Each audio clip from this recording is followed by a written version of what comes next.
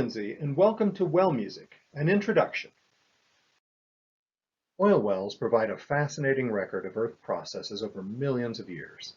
They're like time machines, starting at the surface and drilling downward and back into the past. You're hearing a sample of that record translated to music now.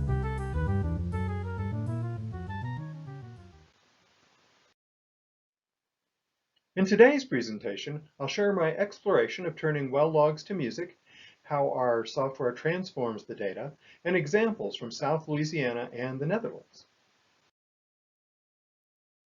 The first well log was run September 5, 1927, and visualizations used by industry today have their roots in that very first log. Notice the measurements plotted on the right as the tool comes up the hole, the depth stick at the center, and notes on the left. Modern logs owe their layout to this original. Sonification is a different approach. It's data represented by sound. Sound has been used for quite some time, as in the listening for warships with a tube. It was also used in World War I when the idea of sonic signatures for types of submarines was developed. That concept will be useful for many different types of features in the future. The first true transformation of measurements to sound was with the Geiger counter in 1908, when higher radiation levels were indicated by more rapid clicks. Sonification adds another dimension to our perception of data. Our eyes and ears work well together, with our ears providing 360-degree situational awareness that helps direct our eyes on where to focus. Sonification also provides a means of perceiving information that leaves eyes and hands free. You often drive and listen to music, and operators of machinery can work and listen for important information provided through sound. Sonification can augment the visual experience, like hearing additional logs that are not in view to allow many more measurements to contribute to an interpretation. Especially when combined with animation, sonification provides an immersive experience that encourages a high level of attention. Our examples today will use just 3 transformations of measured data. The first is pitch, as in higher numeric values are a higher pitch and lower numeric values are a lower pitch. Duration, the tones will sound at the same pitch while the measurement remains similar. Timbre, as in a selected synthetic musical instrument will represent a given logging tool. There are many other transformations that are useful: volume, tempo, and a whole host of sonic effects.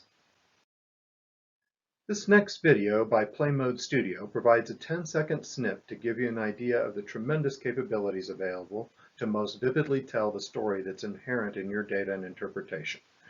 While this sample is not from a well log, picture the possibility when each horizontal line is from a different data source.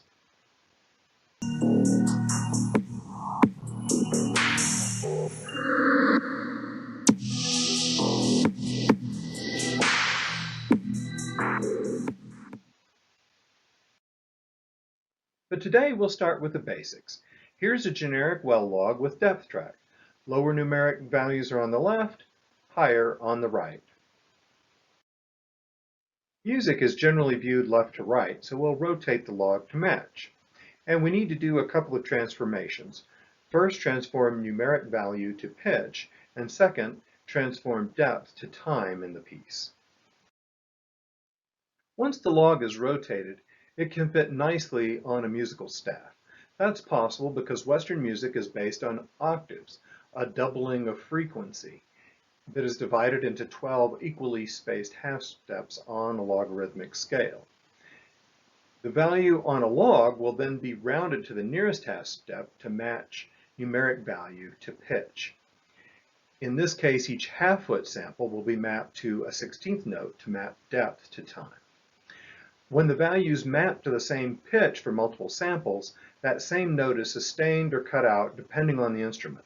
Sustain has been used for lower instruments like piano and double bass, and cut out for higher like the flute and clarinet. Here's what that track sounds like.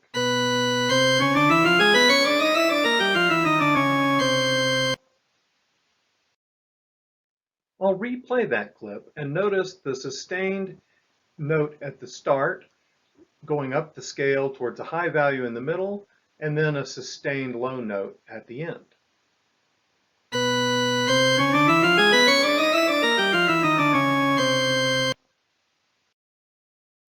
Now we'll look at a well log from Southern Louisiana that starts up in deltaic section with a lot of sands and shales and drills into pro-delta shales, a much muddier interval, with a surprise in the deepest interval.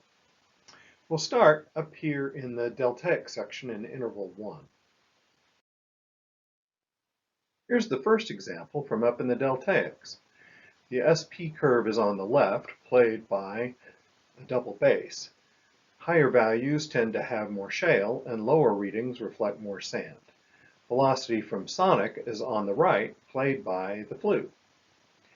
A scrubber will go from top to bottom, showing where the data is from as the sound is played.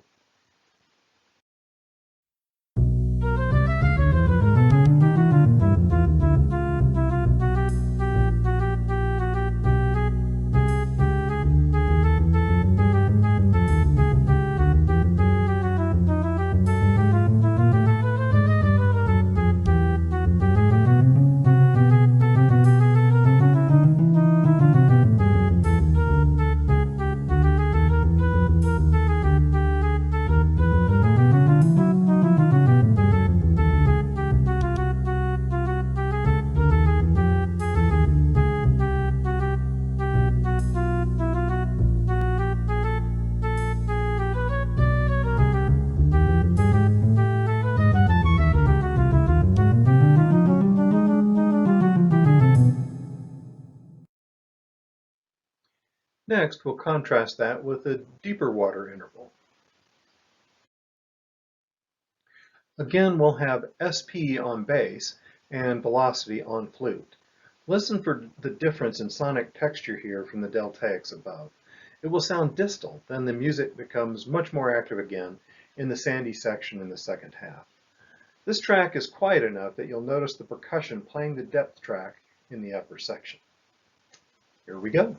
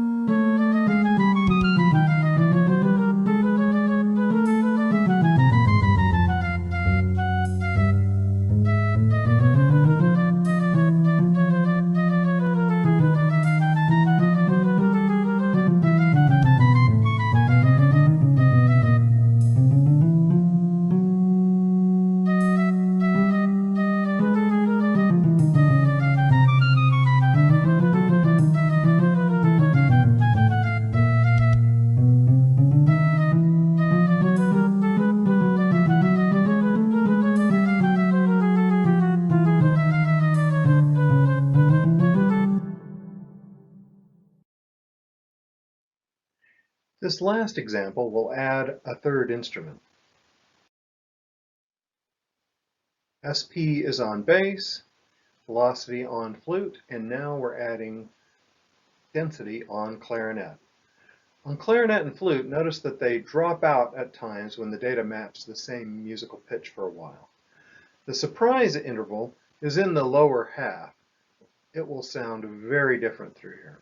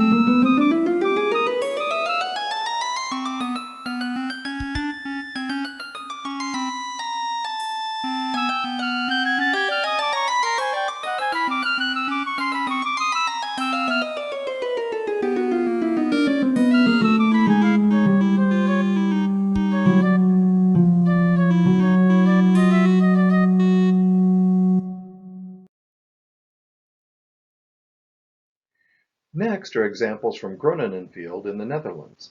This field produces from Permian section, which includes a mix of clastics, evaporites, and carbonates. The pay itself is gas-filled aeolian sands up in the upper section of this log. We'll start with interval number 2. This piece uses 3 instruments with gamma ray in place of SP and played on piano.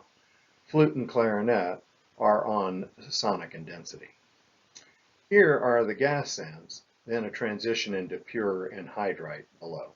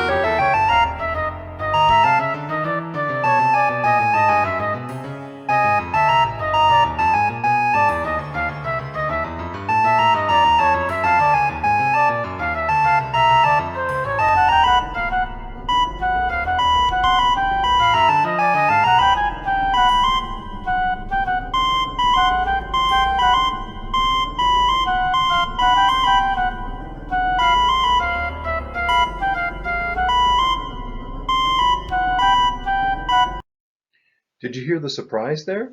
The timpani part from 2001: A Space Odyssey was used to indicate pay. That is an example of how additional information can be provided that is not necessarily supported by a visual indication.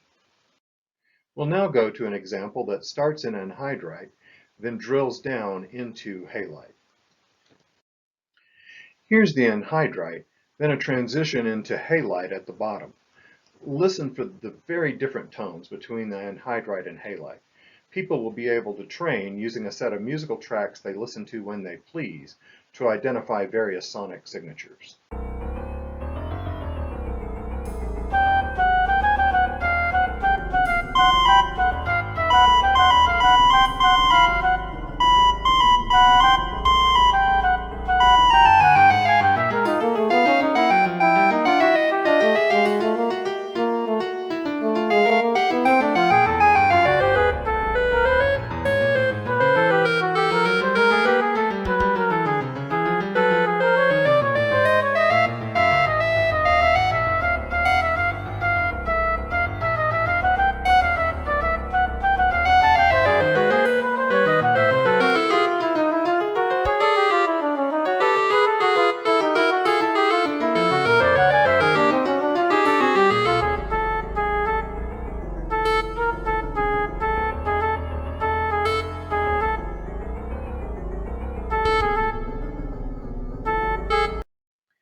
Anhydrite and salt are both homogeneous evaporites, and it's easier to remember which is which when you listen to them and see them too.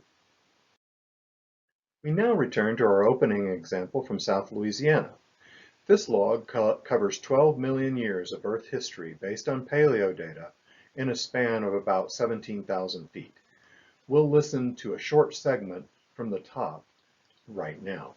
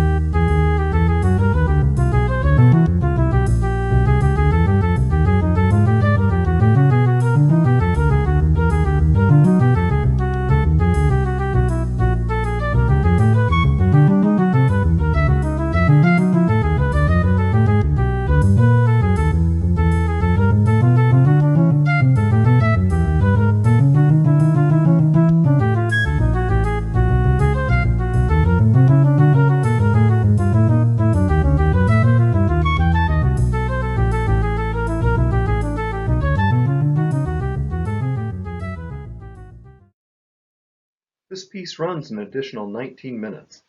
That experience helps provide a sense of the vastness of geologic time. In conclusion, sonification, especially along with animation, provides a vivid, immersive experience to convey maximum understanding of data and information. Thank you for your interest. You'll find related videos on this YouTube channel, and you can reach me on LinkedIn at Alan-Lindsay and on Twitter at AZRLindsay. Have a good day.